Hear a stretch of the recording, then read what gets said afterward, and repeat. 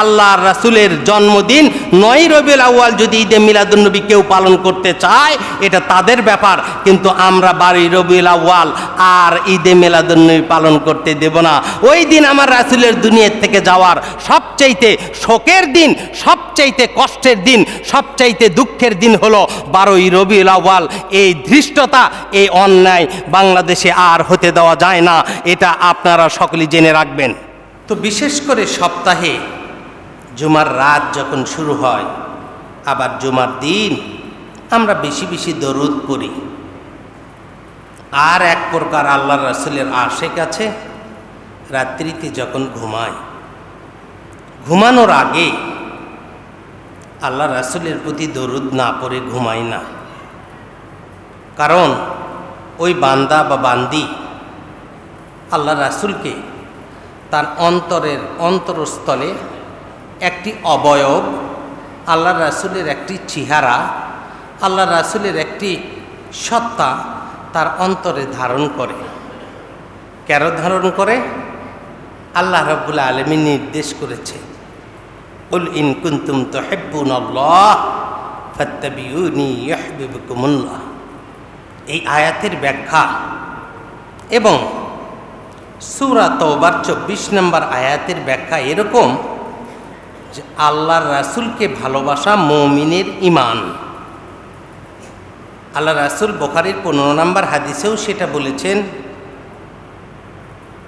গোটা বিশ্বের মানুষ লা ইউমিনু আহাদাকুম হাত্তা কুনা হাব্বা ইলাইহি মিন ওয়ালিদিহি ওয়া ওয়ালাদিহি ওয়ান নাসি আজমাইন।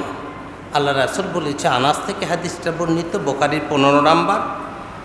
আল্লাহ রাসূল বলেছে, গোটা বিশ্বের মানুষ তোমরা যদি তোমাদের পিতার চাইতে, তোমাদের সন্তানের চাইতে, তোমাদের আত্মীয় স্বজনের চাইতে আখিরি জামানার পয়গম্বর মাহারা ইয়েতিম নবীরে যদি ভালো না বাসো, তুমি সব হতে পারবে কিন্তু প্রকৃত ঈমানদার হতে পারবে না। আল্লাহ রাসূল নিজে বলেছেন। সুতরাং যারা প্রকৃত ঈমানদার হতে চায় তারা আমার রাসূলকে সারাটা বছর ভালোবাসি, কিন্তু যখন রবিউল আউয়াল মাস আসে ওই ভালোবাসায় আবার পাখায় হাওয়া লাগে, ওই ভালোবাসার জোয়ার বর্ধিত হতে থাকে। কেন?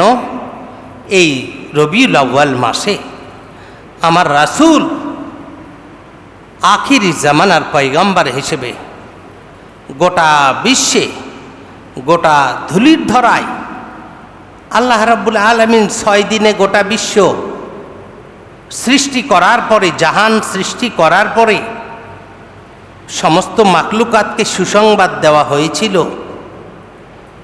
আল্লাহ রাব্বুল আলামিন বলেছেন, ও মুবাশশিরাম বিরাসূলি ইয়াতি মিন বাদি ইসমুহু আহমদ।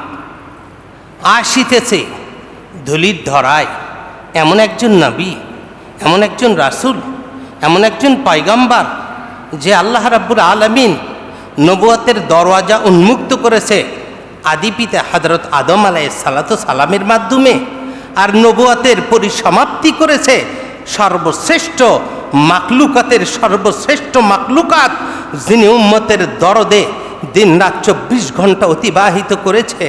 দুনিয়ার থেকে যখন চলে যাবে তখনও জিবরিল আমিনকে বলছিল, জিবরিল আমি দুনিয়ার থেকে যেতে চাই, আমি দুনিয়ার থেকে আমার রফিকে আলার সঙ্গে দেখা করতে চাই, কিন্তু জিবরিল আমার কি একটু ইনশিওর করতে পারো, আমার কি একটু বুলাই দিতে পারো, আমার কি একটু বুঝাই দিতে পারো জিবরিল আমিন যে আমার উম্মতের কি হবে, আমার একজন উম্মত কি জাহান্নামের অগ্নিকুণ্ডে জ্বলবে? এই কথা যিনি মৃত্যুর এক মুহূর্ত আগ পর্যন্ত বলতে পারেন তিনি আর কেউ নয়, আখিরি জামানার পয়গম্বর মাহারা ইয়েতিম নবী জনাবে মুহাম্মদুর রাসূলুল্লাহ সাল্লাল্লাহু আলাইহি ওয়াসাল্লাম। সেই নবীকুল সম্রাটের জন্ম, বিশ্বে আবির্ভূত হওয়া এই রবিউল আউয়াল মাসে। স্বভাবতই যখন রবিউল আউয়াল মাস আসে গোটা বিশ্বের 228টি দেশের ভেতরে 800 কোটি মানুষের ভেতরে, বিশেষ করে 200 কোটি মুসলমানদের হৃদয়ে আল্লাহ রাসূলের প্রতি ভালোবাসায় উদ্ভাসিত হয়ে যায়। গোটা বিশ্বের 57টি ওআইসি মুসলিম কান্ট্রিগুলো তারা আমার রাসূলের সিরাত নিয়ে আলোচনা করে, আমার রাসূলের মিলাদ নিয়ে আলোচনা করে, আমার রাসূলের পূর্ণাঙ্গ জীবনী নিয়ে আলোচনা করে, আমার রাসূল কিভাবে এসেছেন দুনিয়ায়, কোন সিলসিলা থেকে এসেছেন, কিভাবে আমার রাসূল দুনিয়ার জমিনে আবির্ভূত হলেন। আমার আল্লাহ তো সমস্ত নবী রাসূলকে দিয়া বারবার গোটা বিশ্বের সমস্ত মাকলুকাতকে একটি আশার বাণী রেখেছেন। অমুবাশশিরাম বিরাসূলি ইয়াতি মিন বাদি ইসমুহু আহমদ। আসিতেছে ধুলির ধরায় এমন একজন নবী, যেই নবী কুল সম্রাট তার উম্মতরে জান্নাতে না নিয়া, যেই নবী জান্নাতে যেতে চায় না, এমন একজন নবী আসছে। এই আগমন বার্তা বহন করেছে লক্ষাধিক নবী রাসূল। আল্লাহ রাব্বুল আলামিন সূরা সফের 28 পারায় 6 নম্বর আয়াতে আল্লাহ ঘোষণা করলেন, ওয়াইজ কানা ঈসা ইবনু মারইয়ামা ইয়া বনি ইসরাঈল ইন্নী রাসূলুল্লাহি ইলাইকুম মুসাদ্দিকাল লিমা বাইনা ইয়াদাইয়া মিনাত তাওরাত ওয়া মুবাশশিরাম বিরাসূলি ইয়াতি মিন বাদি ইসমুহু আহমদ। আল্লাহু আকবার। আল্লাহ ঘোষণা করলেন, হযরত ঈসা রুহুল্লাহ বলছেন, আমি তোমাদের কাছে বনি ইসরাইল নবী হিসেবে এসেছি। আমার পূর্বে কিতাব নাজিল হয়েছে তাওরাত, সেটার সত্যতা আমি তোমাদের কাছে প্রদর্শন করছি। কিন্তু যে সুসংবাদ দিচ্ছি সেটা কি তোমরা বুঝতে পেরেছ? তোমাদের কাছে আখিরি জামানার পয়গম্বর আসিতেছে, যিনি রহমাতাল লিল আলামিন, গোটা বিশ্বের জন্য যিনি রহমত। আলামিনের অর্থ হলো জাহানের যত বিশ্ব আছে, যত মাকলুকাত আছে, সব মাকলুকাতের জন্য যিনি রহমাতাল লিল আলামিন, গোটা বিশ্বের জন্য যিনি রহমত, সেই নবী কুল সম্রাট আসিতেছে। হযরত ঈসা রুহুল্লাহ ঘোষণা করলেন। আল্লাহ সূরা সফের 6 নম্বর আয়াতে আল্লাহ কোট করে দিলেন। আল্লাহ রাব্বুল আলামিন বিশেষ কোনো প্রোগ্রাম ছাড়া আমরা আগামী কতটা জুমা যেতে পারবো, আমাদের যতটুকু আল্লাহ চেষ্টা করছি, অন্তত 2, 4, 5, 10, 15টা জুমা আমার রাসূলের জীবনীটা। যুবকদেরকে আমি বারবার বলি, তরুণদেরকে তোমাদেরকে বলি, বিশেষ করে বাংলাদেশের শিক্ষা সিলেবাস, বাংলাদেশের যত শিক্ষা সিলেবাসগুলি আছে, বিগত 15-16 বছরে সিলেবাসগুলো পরিবর্তন করা হয়েছে, নানানভাবে টেম্পারিং করা হয়েছে ইহুদিদের দ্বারা। কিন্তু এই সিলেবাসে একেবারে টপ টু বটম, অর্থাৎ প্রথম শ্রেণী থেকে শুরু করে বিশ্ববিদ্যালয়ের সর্বস্তর পর্যন্ত, যেমন পাকিস্তানে আছে, যেমন মিশরে আছে, যেমন আবুধাবিতে, দুবাইয়ে আছে, মুসলিম কান্ট্রিগুলোতে আছে আমার রাসূলের পুরা বায়োগ্রাফি, আমার রাসূলের বর্ণাঢ্য সিরাত, আমার রাসূলের বর্ণাঢ্য জীবনী। সমস্ত নবী রাসূলদের যিনি সবচাইতে উন্নত চরিত্রের অধিকারী, উন্নত আখলাক দিয়া যে রব্বে কারিম আমার রাসূলকে ধুলির ধরায় পাঠিয়েছেন, যার সুদীর্ঘ 23 বছর নবুয়তি জিন্দেগিতে নয়, সুদীর্ঘ 63 বছর 4 দিনের জীবনীতে আমার রাসূল একটা মিথ্যা কথা জমিনের ওপরে কখনো বলে নাই। আমার রাসূল কখনো একটা ধোকা মানুষকে দেয় নাই। আমার রাসূলের চরিত্র ছিল আজিম চরিত্র। আমার আল্লাহ ঘোষণা করেছেন সূরা কালামের 4 নম্বর আয়াতে, ওয়াইন্নাকা লা আলা খুলুকিন আজিম। আমার রাসূলের চরিত্র ছিল আজিম চরিত্র। সমস্ত ধর্মযাজকেরা 4300 যদি ধর্ম হয়ে থাকে কম বেশি, এই 4300 ধর্মে যারা ধর্মযাজক তারা এক বাক্যে স্বীকার করেছে, গোটা বিশ্বের সমস্ত ধর্মযাজকদের ভেতরে, সমস্ত ইসলামপন্থী যারা মানুষদেরকে মেসেজ দিয়েছে, অর্থাৎ সমস্ত ধর্মের মেসেঞ্জারদের মধ্যে chief of the Messenger Mohammad, the prophet Mohammad is the chief. তিনি শুধু এটাই নয়, ওই যে ব্রিটিশ মিউজিয়ামে আপনারা দেখেছেন, সেখানে লেখা আছে as a father, as a teacher, as a lawmaker, as a lawgiver, Muhammad is the superman of the world. সুবহানাল্লাহি ওয়া বিহামদিহি। সেই নবিকুল সম্রাট কোন সিলসিলায় আসলেন? আজকের আলোচনা হলো আমার রাসূল। অত্যন্ত মনোযোগ সহকারে শুনতে হবে, আমার রাসূল কোন সিলসিলা থেকে আল্লাহ আখিরি জামানার পয়গম্বরকে দুনিয়াতে আনলেন, আলোচনাটা একটু কঠিন, কিন্তু আপনাদেরকে মনোযোগ সহকারে শুনতে হবে আমার রাসূল কোন সিলসিলায়। কারণ আমার রাসূলকে আশরাফুল মাখলুকাত বলা হয়েছে, সমস্ত সৃষ্টির সেরা বলা হয়েছে। আমার রাসূলকে ইমামুল মুরসালিন বলা হয়েছে। আমার রাসূল সকল ইমাম নবী রাসূলদের ইমাম। আমার রাসূলকে সর্বশ্রেষ্ঠ মহামানব বলে আল্লাহ রাব্বুল আলামিন আখ্যা দিয়েছে। শুধু এটাই নয়, আমার আল্লাহ বলেছে হাবিবুল্লাহ, আমার হাবিব, আমার হাবিব এমন হাবিব যেই হাবিবকে আমি আল্লাহ এত ভালোবাসি। খলিলুল্লাহ, খলিল মানেও বন্ধু, হাবিবুল্লাহ, হাবিব মানেও আল্লাহর বন্ধু।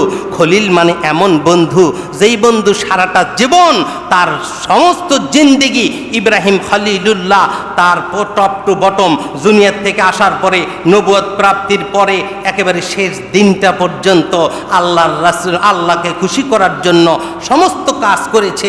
এহেন ত্যাগ স্বীকার করে নাই যেটা ইব্রাহিম খলিলুল্লাহ করেন নাই। কিন্তু তিনি খলিল হলেন। এই খলিলের ব্যাখ্যা এমন যে তিনি তার জীবনের সর্বস্ব আল্লাহকে খুশি করার জন্য ব্যয় করেছে।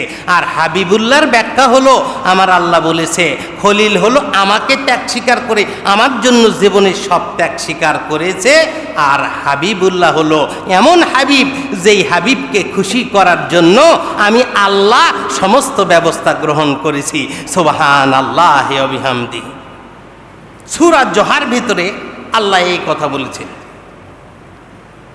আল্লাহ বলেছেন গোটা বিশ্বের মানুষ জেনে রাখো, ওয়াদ-দুহা ওয়াল-লাইলি ইযা সাজা মা ওয়াদ্দাআকা রাব্বুকা ওয়া মা ক্বালা ওয়ালাল আখিরাতু খায়রুল লাকা মিনাল উলা ওয়ালাস সাওফা ইউতিকা রাব্বুকা ফাতারযা ওয়ালা সাওফা ইউতিকা রাব্বুকা ফাতারযা। নবী গো, আমি আপনারে কি দিয়ে খুশি করব? আমি আল্লাহ পর্যায়ক্রমে আপনারে দেখায় দেব। আমি শুধু আপনারে দিতেই থাকব। নবী গো, আমি আপনারে দিয়া আমি আল্লাহর কলিজাটা ঠান্ডা হয় না। আমার আল্লাহ বলে আমি আপনারে সব সময় দেব। নবী গো, আপনি একটু মনে করেন আলাম এজিদকে এতিমান ফাআওয়া, আপনি যখন এতিম ছিলেন তখন কি আমি আপনারে সর্বময় সহযোগিতা করি নাই? আমার আল্লাহ বলেছে প্রশ্নবোধক চিহ্ন, আলাম এজিদকা এতিমান ফাআওয়া ওয়া ওয়াজাদাকা যাল্লান ফাহাদা। নবী যখন দুনিয়ার জমিনে আপনি পথ খুঁজতেছিলেন, আমি রব্বে কারিমের সিরাতাল মুস্তাকিমের পথ, হেদায়েতের পথ, আমি আল্লাহ আপনার হেদায়েতের পথ দিয়েছি। শুধু এটাই নয়, আলাম এজিদকা ইতিমান ফাআওয়া ওয়া ওয়াজাদাকা যাল্লান ফাহাদা ওয়া ওয়াজাদাকা আইলান ফাগনা। আপনার সম্পদ ছিল না, কিন্তু আমি খাদিজাতুল কুবরার মাধ্যমে মক্কার জমিনে ইসলাম প্রচারের সর্বময় ব্যবস্থা আমি আল্লাহ আপনার জন্য করেছি। এই জন্যই তো আপনারে হাবিবুল্লাহ নাম দিয়েছি। আপনি আমার এমন বন্ধু, আমি আল্লাহ আপনার জন্য কর্ম করে নিজের কলিজা ঠান্ডা করি। সুবহানাল্লাহি ওয়া বিহামদিহি। সেই নবিকুল সম্রাটের বায়োগ্রাফি সারা জীবন আলোচনা করলেও হবে না। আমি আপনাদেরকে যদি বলি, আমার রাসূলের মিলাদের কথা অনেকে বলে, মিলাদ মানে রাসূলের জন্ম। রাসূলের জন্ম যদি সিরাত আলোচনা করতে চান, সিরাত হলো আমার রাসূলের পূর্ণাঙ্গ জীবনীটাকে যদি আমরা সিরাত বলি, ইংলিশে সেটাকে বায়োগ্রাফি বলি, তাহলে মিলাদ সহ ওফাত পর্যন্ত, অর্থাৎ পৃথিবীতে আসা আর পৃথিবীতে যাওয়া মাঝখানে যতটুকু সময়, এই পুরাটা হলো সিরাতুন নবী সাল্লাল্লাহু আলাইহি ওয়াসাল্লাম। আর যদি মিলাদ বলি, সেই মিলাদটা হলো যখন নবীজি জন্মগ্রহণ করলেন, সেই জন্মগ্রহণের ক্ষণটাকে মিলাদ বলা হয়। আমরা গত কয়েকদিন আগে 12ই রবিউল আউয়াল যেটা পালন করলাম, আমি বারংবার আপনাদেরকে বলেছি 12ই রবিউল আউয়াল পালনটা এটা হলো ঈদে মিলাদুন্নবী। এই ঈদে মিলাদুন্নবী, ঈদ শব্দটা এখান থেকে উঠাই দিতে হবে। যদি ঈদে মিলাদুন্নবী পালন করতে হয় তাহলে সমস্ত কিতাব অনুযায়ী, আল্লাহ রাসূলের বুখারীর হাদিস অনুযায়ী, কারণ আব্দুল্লাহ ইবনে আব্বাস রাইসুল মুফাসসিরিন তিনি যে হাদিসটা বলেছেন, ওই হাদিস অনুযায়ী আমার রাসূলের জন্ম হবে আল বিদায়া ওয়ান নিহায়া। আল্লামা ইবনে কাসির রাহিমাহুল্লাহ তিনি এনেছেন 2 তারিখ, 7 তারিখ, 8 তারিখ 12 তারিখ এইভাবে 7টা মত দিয়েছেন। এর ভিতরে সর্বোচ্চভাবে সকলেই স্বীকৃত দিয়েছে সোমবারে, যেহেতু আমার রাসূল বলেছে যেই বছর আব্রাহা, ইয়েমেনের বাদশা আব্রাহা মক্কাতে আক্রমণ করে, ওই বছরটা ছিল তারা হাতির বছর, মক্কায় আক্রমণের বছর। ওই হাতি বাহিনীর আক্রমণের 50 দিন পরে আল্লাহর রাসূল সাল্লাল্লাহু আলাইহি ওয়াসাল্লাম দুনিয়াতে এসেছেন, সহিহ সনদ দ্বারা প্রমাণিত। সেক্ষেত্রে 8 অথবা 9 রবিউল আউয়াল সোমবার হয়। আল্লাহ রাসূল বলেছে উলিদা রাসূলুল্লাহ সাল্লাল্লাহু আলাইহি ওয়াসাল্লাম ইয়াউমা ইসনাইন, আল্লাহ রাসূল সোমবারে দুনিয়াতে আবির্ভূত হয়েছেন। ওই 571 খ্রিস্টাব্দের এপ্রিলের 20 বা 22 তারিখ তৎকালীন সৌরবিদেরা, তৎকালীন এই যে আমাদের গাণিতিকবিদ যারা এগুলো হিসেব কিতাব রাখে, ঐতিহাসিকরা, তারা এটা বলেছে যে এটা হলো সোমবার 8 বা 9 তারিখ। তাহলে ঈদে মিলাদুন্নবী হবে 9 রবিউল আউয়াল যদি কেউ পালন করতে চায়।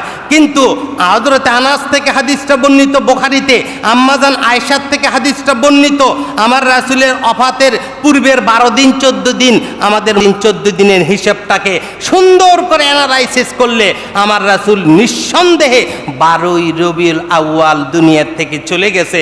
যেহেতু আমার রাসূল 12ই রবিউল আউয়াল দুনিয়ার থেকে চলে গেছে, যেদিন গোটা বিশ্বের মানুষেরা চোখের পানি ফেলছিল, বিশেষ করে উম্মতে মুহাম্মাদি লক্ষাধিক সাহাবায়ে কেরাম, তারা বলেছে আমরা জীবনে সবচাইতে, আনাস রাদিয়াল্লাহু তাআলা আনহু বলেছে, আনন্দ পেয়েছিলাম যেদিন আখিরি জামানার পয়গাম্বার মক্কা থেকে মাইগ্রেট করে মদিনায় আসে, হিজরত করে প্রথম ঢুকলেন। ওই দিন ছিল জীবনের সবচাইতে আনন্দ ঘন মুহূর্ত। আর ওই দিন সবচাইতে বেশি কষ্টের ছিল যেদিন গোটা বিশ্ব মাকলুকাতকে কাঁদিয়ে আখিরি জামানার পয়গাম্বার মাহারা ইয়েতিম নবী আমাদেরকে ইয়েতিম করে দুনিয়ার থেকে চলে গেলেন। ওই দিনটা ছিল সোমবার, চাস্তের সময় 8টা কি 9টার সময় আল্লাহর রাসূল সাল্লাল্লাহু আলাইহি ওয়াসাল্লাম 12ই রবিউল আউয়াল দুনিয়ার থেকে চলে গেছে। আমি দায়িত্বহীন কণ্ঠে দুঃখের সঙ্গে বলতে চাই, বিগত কত বছর হলো 12ই রবিউল আউয়াল ঈদে মিলাদুন্নবী পালন করা হচ্ছে। এটাকে এখন সংস্কারের সময় এটাকে বাধ্যতামূলকভাবে যদি ঈদে মিলাদুন্নবী পালন করতে হয় তাহলে এটাকে 8 বা 9 তারিখে পালন করতে হবে। আর 12 তারিখ যদি কিছু পালন করতে হয় ওটা হলো মুসলমানদের সবচাইতে শোকের দিন, যেদিন নবিকুল সম্রাট গোটা বিশ্বের মানুষকে কাঁদিয়ে, গোটা উম্মতে মুহাম্মাদিকে কাঁদিয়ে আমার রাসূল চলে গেল। যেদিন নবী চলে গেল ওই দিন ঈদের সবচাইতে বড় ঈদ হয় কেমনে? এটা কাদের ষড়যন্ত্র? এটা কার ষড়যন্ত্রে? রাষ্ট্রীয়ভাবে এটা আগামী বছর 12ই রবিউল আউয়াল আসার আগে সারা বাংলাদেশের মানুষের দাবির প্রেক্ষাপটে আল্লাহর রাসূলের জন্মদিন 9ই রবিউল আউয়াল যদি ঈদে মিলাদুন্নবী কেউ পালন করতে চায় এটা তাদের ব্যাপার, কিন্তু আমরা 12ই রবিউল আউয়াল আর ঈদে মিলাদুন্নবী পালন করতে দেব না। ওই দিন আমার রাসূলের দুনিয়ার থেকে যাওয়ার সবচাইতে শোকের দিন, সবচাইতে কষ্টের দিন, সবচাইতে দুঃখের দিন হলো 12ই রবিউল আউয়াল। এই ধৃষ্টতা, এই অন্যায় বাংলাদেশে আর হতে দেওয়া যায় না, এটা আপনারা সকলেই জেনে রাখবেন। হযরত আদম আলাইহিস সালামের পরে হাবিল কাবিলের এই ঘটনার পরে আমার রাসূল সাল্লাল্লাহু আলাইহি ওয়াসাল্লাম যেই বংশ থেকে গোটা দুনিয়ার মানুষ এসেছে, হযরতে শীশ আলাইহিস সালাম, অনেকেই নাম শুনেছেন শীশ আলাইহিস সালাম, এই নবী এরপর থেকে ইদ্রিস আলাইহিস সালামের সিলসিলায় হযরত আউয়ালুন নবী নূহ আলাইহিস সালাম দুনিয়াতে আসে। নূহ আলাইহিস সালামের খুব সংক্ষেপ করে বলবো, যুবকেরা মনে রাখার চেষ্টা করো। নূহ আলাইহিস সালামের 4টা সন্তান, শাম, হাম, ইয়াসিফ আর কেনান। আমরা জানি কেনান, ওই সময় নূহ আলাইহিস সালামের স্ত্রী এবং কেনান তারা কিন্তু ওই বন্যা মহাপ্লাবনে ধ্বংস হয়ে গিয়ে ইন্তেকাল করেছিল, কারণ তারা ঈমান আনে নাই।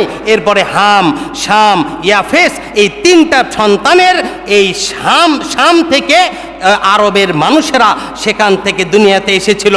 এই 3টা বংশধর, 3টা ছেলের বংশধর থেকে অন্তত 20 জনের পরম্পরায় হযরত ইব্রাহিম খলিলুল্লাহ আজরের ঘরে যখন জন্মগ্রহণ করেছে, এনার ইব্রাহিম খলিলুল্লাহর প্রথম সন্তান ইসমাইল জাবিহুল্লাহ ৮৬ বছর বয়সে আল্লাহ রাব্বুল আলামিন তাকে একটি সন্তান দিয়েছিলেন, নাম তার ইসমাইল জাবিহুল্লাহ। আমরা বিস্তারিত জানি। ইসমাইল জাবিহুল্লাহ যখন দুনিয়াতে আসলেন, ইসমাইল জাবিহুল্লাহ আসার পরে আল্লাহ রাসূল সাল্লাল্লাহু আলাইহি ওয়াসাল্লামে আল্লাহ রাব্বুল আলামিন ওই সিলসিলা থেকে কোন নবী আল্লাহ রাসূল পর্যন্ত ইসমাইল জাবিহুল্লাহ পর্যন্ত আল্লাহ পৌঁছানোর ব্যবস্থা করে নাই। তার আরেক পুত্র ইসহাক আলাইহিস সালাতু সালাম ইব্রাহিম খলিলুল্লাহর আরেকজন সন্তান। ইসমাইল জাবিহুল্লাহ আসার পরে ইব্রাহিম খলিলুল্লাহ আর ইসমাইল জাবিহুল্লাহ দুইজনে আবার মক্কা পুনর্নির্মাণ করলেন। নূহ আলাইহিস সালাতু সালামের প্লাবনের পরে এই কাবার ঘরটা আবার পুনর্নির্মাণ করা হলো। এই বিস্তারিত ইতিহাস অনেক লম্বা। কাবাকে আল্লাহ নির্দেশ করলেন, কাবা পুনর্নির্মাণের সমস্ত ব্যবস্থা আমরা কুরবানির ঈদে আলোচনা করেছিলাম।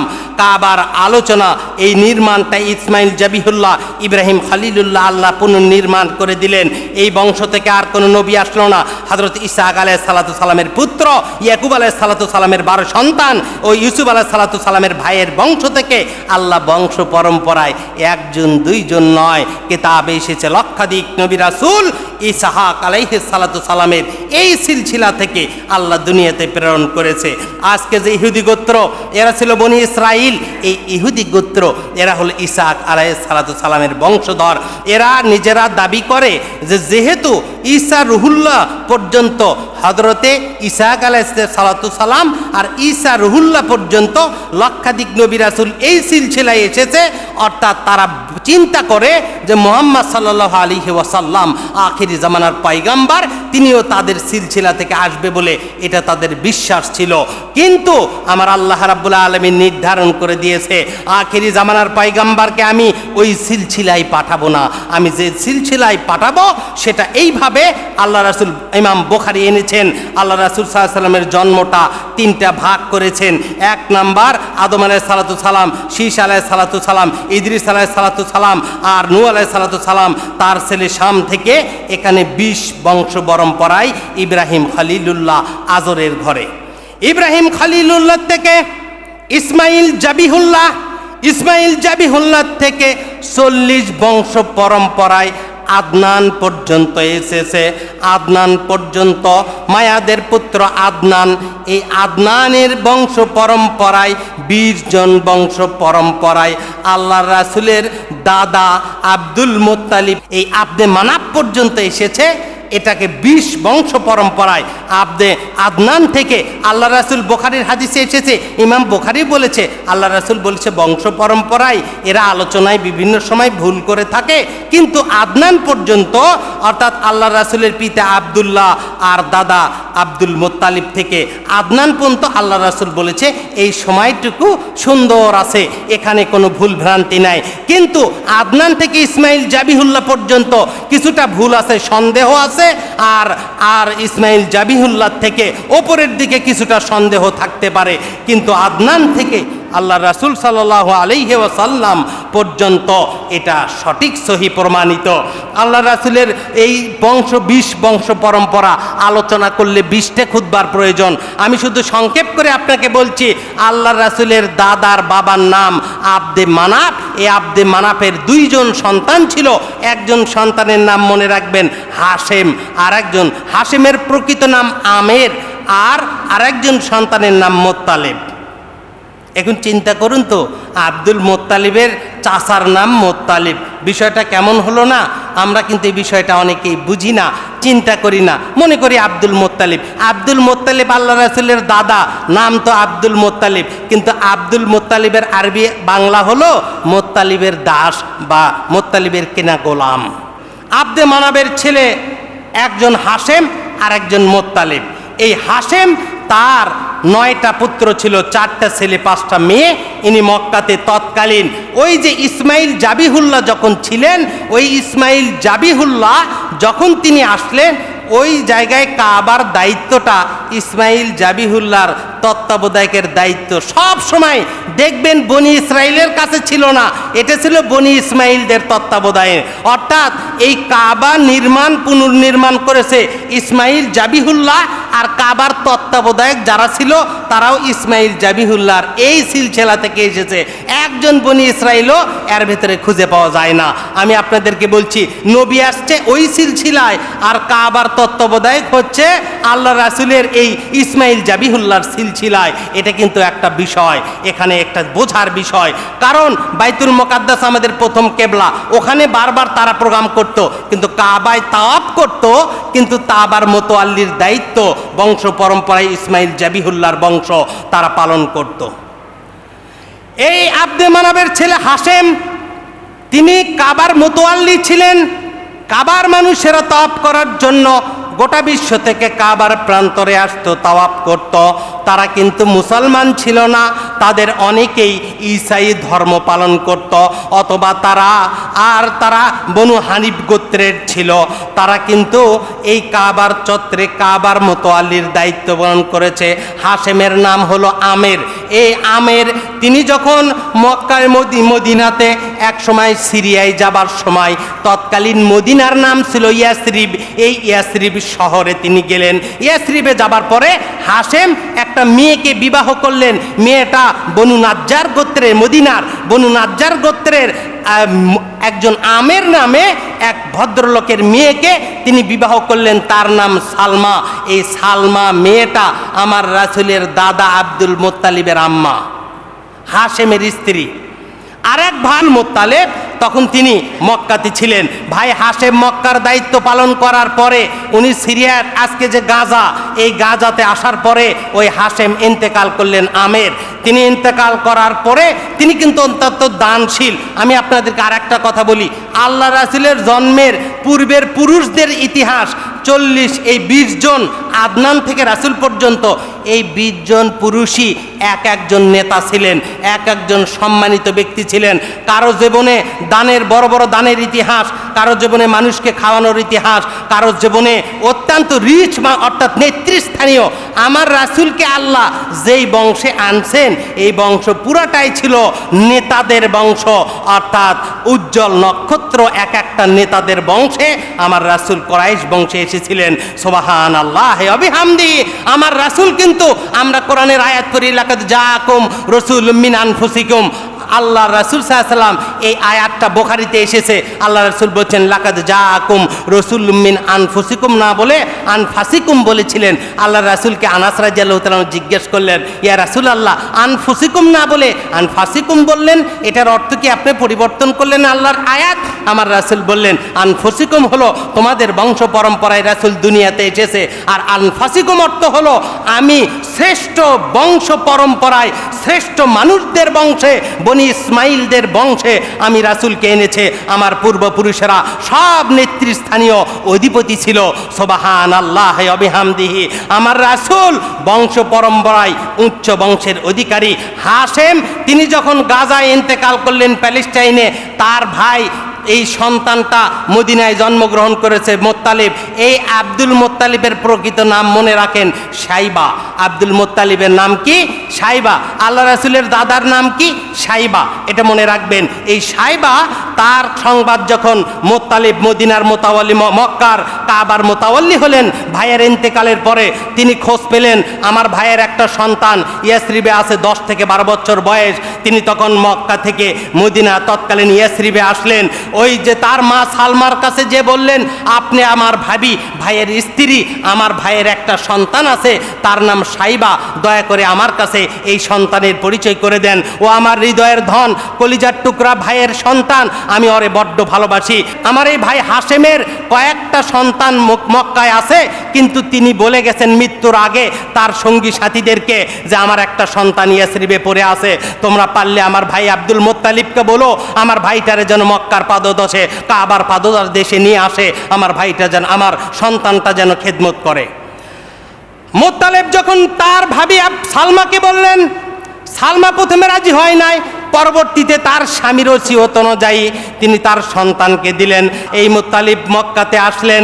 চাচা তার চাচার নাম মুত্তালিব। মক্কায় আসার পরে জীর্ণ শীর্ণ চেহারা দেখে মানুষেরা জিজ্ঞেস করলো এই ছেলেটাকে। সবাই বলে এটা আব্দুল মুত্তালিব, অর্থাৎ মুত্তালিবের কেনা গোলাম। ইনি বারবার বুঝাইতে চায় আমার ভাই হাশেমের সন্তান। অনেকে বিশ্বাস করে না অথবা বুঝতে চায় না।